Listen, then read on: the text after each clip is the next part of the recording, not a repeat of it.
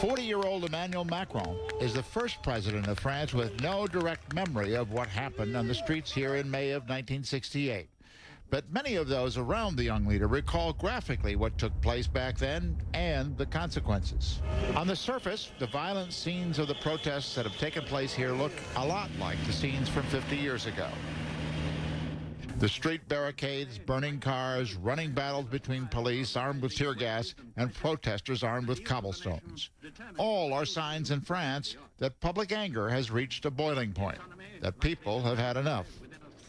Laurent Geoffrin, today editor of the left-leaning newspaper Libération, was a university student in 1968 and confronting the police on the streets. It's France, you know. France is a country where you like rebellions, demonstrations. So that's a cultural thing. And the fact that the government is lost. So it was the same in May 68.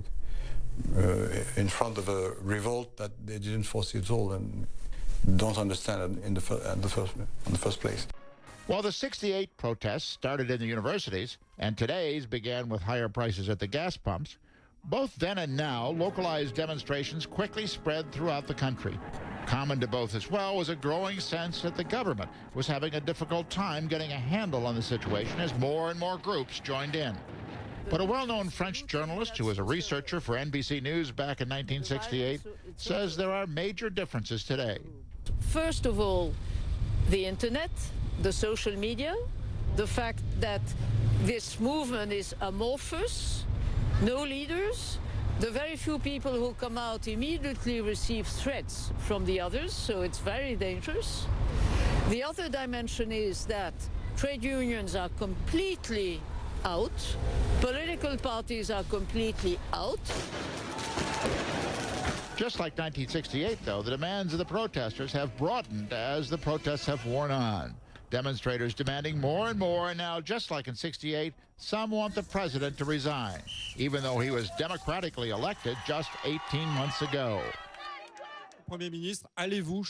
President Macron's government has now made compromises, but is still trying to identify a leader of the grassroots Yellow Vest movement to accept them, still looking for an exit strategy.